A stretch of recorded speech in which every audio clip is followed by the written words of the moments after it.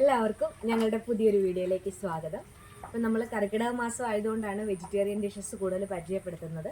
അപ്പോൾ ഇന്ന് നമ്മൾ പരിചയപ്പെടുത്തുന്നത് നമ്മുടെ ഇത് കണ്ടോ, കൊയ്പ്പച്ചീര എന്ന് പറയും, കൊയ്പ്പയെന്ന് പറയും, കൊടുവി എന്നൊക്കെയാണ് അല്ലാതെ പറയുന്നത്.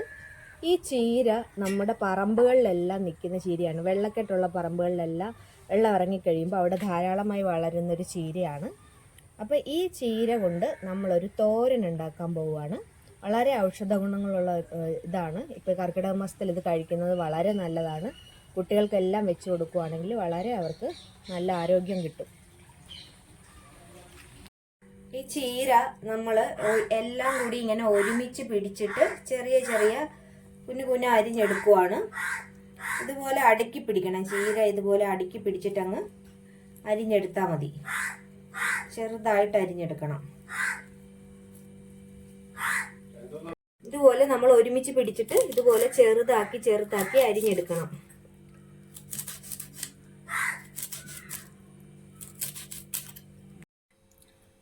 ചീര നമ്മൾ ഇതുപോലെ അരിഞ്ഞെടുത്തിട്ടുണ്ട്. ഈ ചീര നമ്മൾ പറമ്പിൽ നിന്നെല്ലാം പറിച്ചതായതുകൊണ്ട് ഇതിന്റെ വിഷാംശം വല്ലതും ഉണ്ടെങ്കിൽ അത് മാറാൻ വേണ്ടിയിട്ട് നമ്മൾ കുറച്ച് മഞ്ഞപ്പൊടി ഉപ്പും കൂടിയുള്ള വെള്ളത്തിൽ ഒരു 2-3 മണിക്കൂർ ഇട്ടതിന് ശേഷമാണ് ഇത് അരിഞ്ഞെടുത്തിരിക്കുന്നത്.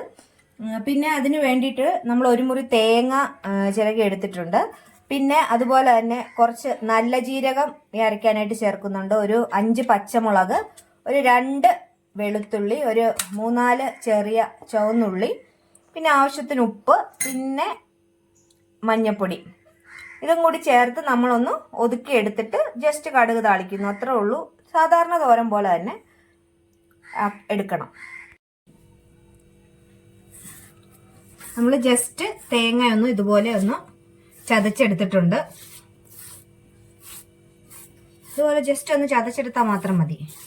സാധാരണ തോരൻ വെക്കുന്ന പോലെ തന്നെയാണ്. അതിനകത്ത് നമ്മൾ നല്ല ജീരകവും വെളുത്തുള്ളിയും കൂടി ചേർക്കുന്നതേ ഉള്ളൂ. എണ്ണ ചൂടായിട്ടുണ്ട്. നമുക്കതിലേക്ക് കടുക് ഇട്ട് കൊടുക്കാം.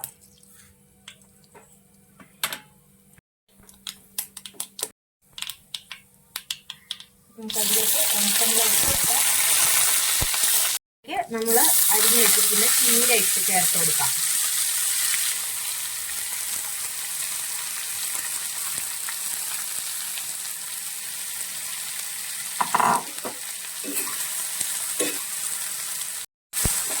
അതിനുശേഷം നമുക്ക് ഈ അരപ്പ് കൂടി ചേർത്ത് ഒന്ന് മൂടി വെച്ച് വേവിക്കാം.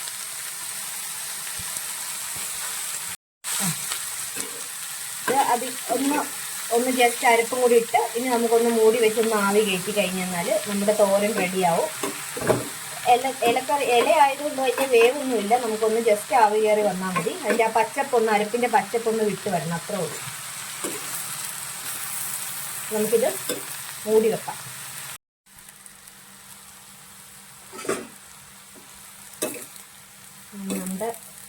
നമുക്കൊന്ന് ഇളക്കി യോജിപ്പിക്കാം.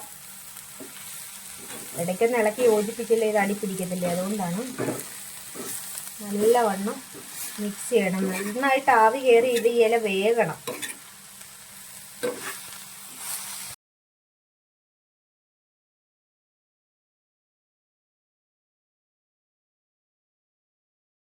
നമ്മുടെ തോരൻ ഇവിടെ റെഡി ആയിട്ടുണ്ട്. നമുക്ക് ഈ ബൗളിലോട്ട് അത് മാറ്റാം.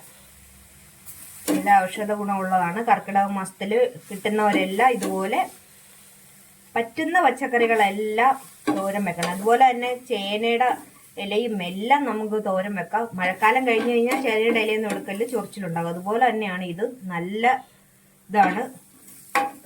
കർക്കിടക മാസത്തിൽ തോരൻ വെച്ച് കഴിക്കുക എല്ലാവരും.